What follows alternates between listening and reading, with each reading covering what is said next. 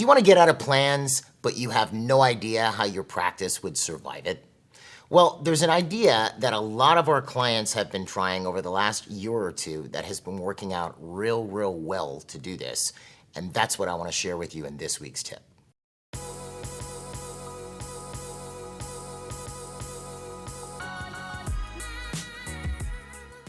So normally when I do a video or an episode of our podcast, Dental Business RX, I'll put a link to it in the episode description if you want to find out more. Normally when I do one of these episodes or videos, I'd spend the first 5 or 10 minutes talking about why being in network is bad. I'm assuming if you click this video, you understand that it's probably not a good thing to be taking a 50% hit on your fees. So to that end, not that I want to shamelessly promote too early, if you really are serious about getting out of plans, I would advise, because it can be a very complex procedure, to check out the fees and plans analysis that we offer. It's a free consultation. There is no obligation that we offer. You can find out more about it by clicking the link below and getting yourself scheduled. All right.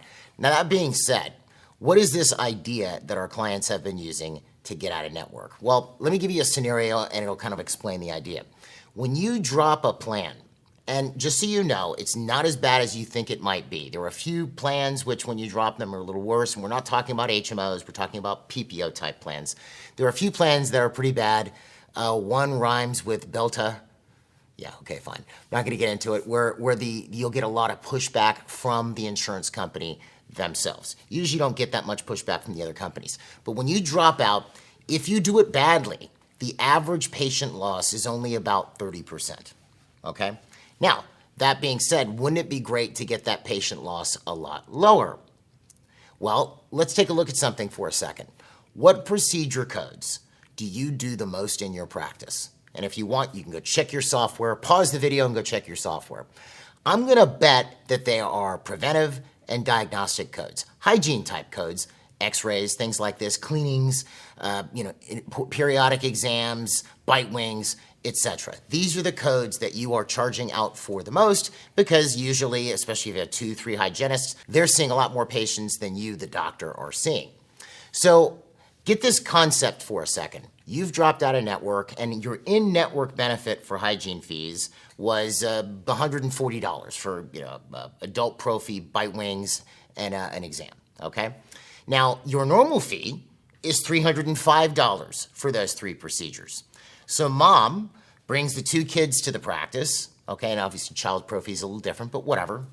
Mom brings the kids to the practice and just get everybody's teeth clean. She's getting her teeth clean and 2 kids. So what is mom used to having happen? Let's say you were in network with mom's plan before. What is she used to having happen when she's done with the visit? Is she used to paying any money? No. She's used to these procedures being covered at 100%. So you're out of network now. She walks to the front, and now instead of her paying nothing, she's paying several $100s for a copay for cleanings. That is usually what creates the biggest impact, upset, discussions with your front desk, and things along those lines. It's having to do with hygiene type procedures. If mom needs fillings, or the kids need fillings, or if mom needs crowns, mom is used to having to pay something for basic and major procedures. That is just the way patients think, especially when they are insured. They're used to preventive and diagnostic being covered 100% and everything else being covered at 80% or 50%. Obviously, it depends on the plan. So here's the basic idea. What these clients have been doing is they have been looking at all the plans that they have and taking the plan they have the most patients in, okay, the one that they have the most patients in, and then finding out what the out-of-network benefit is for that plan for preventive and diagnostic codes. I'll say that again. So they're looking at the plan that they have the most patients in. So they have plans A, B, and C, and plan B is where most of the patients are. And they're finding out what the out-of-network benefit is for diagnostic and preventive codes. They are then lowering their hygiene fees to that amount. So that even if they're out of network, if mom comes in with the kids, mom has 100% coverage. Now, with their basic and major fees, they are normalizing those fees to what they should be in their zip code. Now, by normalizing, let's talk about that for a second. There's different fee guides that you can use. I know the AGD has one. I am partial to something called the Wasserman Guide. I'll put a link to it on the right below in the video description. I would recommend buying the more expensive one because then you get a flash drive with access to every zip code and every free everywhere, and it's downloadable so that you can, I don't know about exporting to software to, to EagleSoft or Dentrix or whatever, but it's a lot easier to use than just your particular zip. But what you do is you get this guide and you look at the CDT codes that you charge for, and then it'll tell you based on your zip code what the 40th, 50th, 60th, 70th, 80th, and 90th percentile is. And that is a number. In other words, let's take a code like 2740, a crown. In the 40th percentile, that fee is $900. In the 50th percentile, it's $1,000. In the 60th percentile, it's $1,100, and so on. What are these percentiles? Basically what they mean is if you're in the 50th percentile with a fee, that means half the doctors in town charge less than that, or the same, and half the doctors in town charge more. So you pick the percentile you want to be in. A lot of people pick 60 or 70. You could also pick 50, up to you. You pick the percentile you want to be in, and you take the rest of your fees, basic and major fees, composites, root canals, scaling and root planing, crowns, things of that nature, and you raise those fees so that they are accurate and normalized for this year. So then your hygiene fees would in effect go down, and the rest of your fees go way up because that crown 2740, 2750, you're only getting $880 from the insurance company when you should be charging, again, it depends on your zip code, maybe $1,300 or $1,400. So you raise that fee to where it should be while your hygiene fees become basically the equivalent to the out-of-network benefit for the biggest plan that you have. So then how does this roll out? Well, people come in for their cleanings, there's no copay because out-of-network benefit is what your fee is. Now, this can also, in a sense, if you have private patients who've been paying that $305 for exam, bite wings, and a prophy, well, now they're getting a lower price, which, okay, so you'll lose a little bit of money there. I'll get into the financial impact here in a second. But then on the basic and major fees, you're being paid what you're actually worth. You're getting paid full boat. And what that does is it eliminates a lot of the pushback because, again, hygiene procedures are being done most frequently in the practice that your staff are going to run into.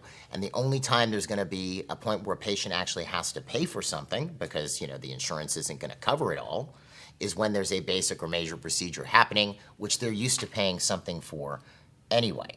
Now, we'll get into the financial impact and the downsides of this, but first thing I should say is really, if you're going to do something like this, it depends on the degree of managed care or PPO or network penetration in your practice. If 10% of your practice is in network, I probably wouldn't do this. I would probably just drop the plans. 90% of patients are already paying what you normally charge, so 10% aren't. It really isn't a big deal if you just opt out. That's not a big deal. But most doctors aren't only 10% PPO. And if you are 10% PPO, don't make it a bigger percent, okay? Trust me on this, especially in an inflationary environment with insurance companies lowering reimbursement. Bad idea, okay? The average doctor walking into us and the average doctor we talk to is 70 to 80% PPO.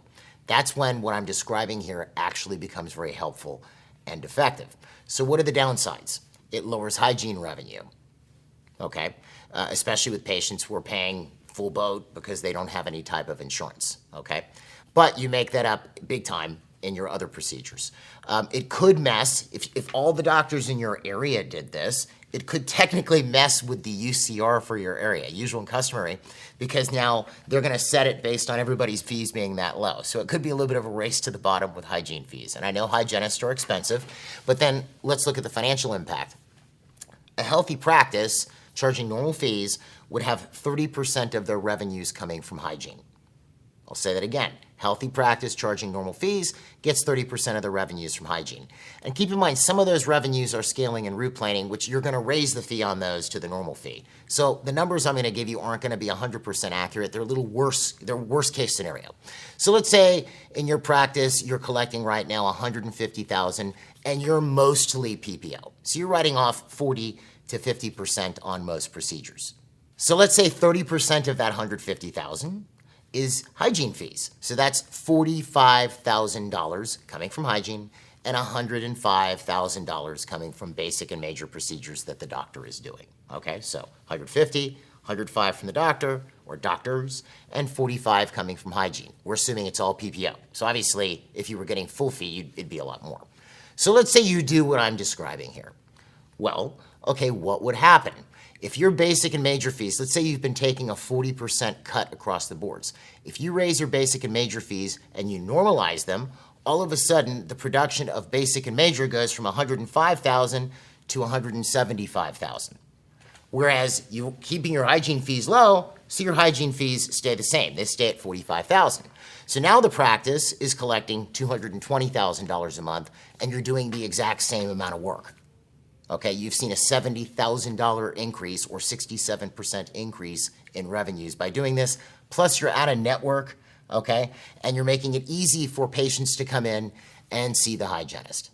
So that's the basic idea. It's what these folks have been doing. As I mentioned, this is only a part of the puzzle. Getting out of plans can be very complex, especially when you have a lot of plans. I just wanted to throw this out there to see what you guys thought. A lot of people have been doing it, having a lot of success with it. I would recommend, if you want to drop plans, to check out our fees and plans analysis. To give you an idea of what we do when we do that, we actually dig into the current plans you're taking, find out the degree of plan penetration in your practice, how those plans compare to your normal fees, and give you an idea of what it would take to actually get out of network, which is really the direction that you should be heading, especially with where things have gone financially, as far as inflation and whatnot over the last few years. It's definitely something that I would recommend. And if you've been watching this channel for any time, you know I've been talking about it for a while. Hope that helps. Don't forget, I have the link to the fees and plans analysis below. If you enjoyed this video and you'd like to see more like it, don't forget to subscribe and click the notification bell so that you find out every time we drop a new video. If you want to find out more about MGE, you can check us out online at mgeonline.com or call us at 800-640-1140. See you at the next tip.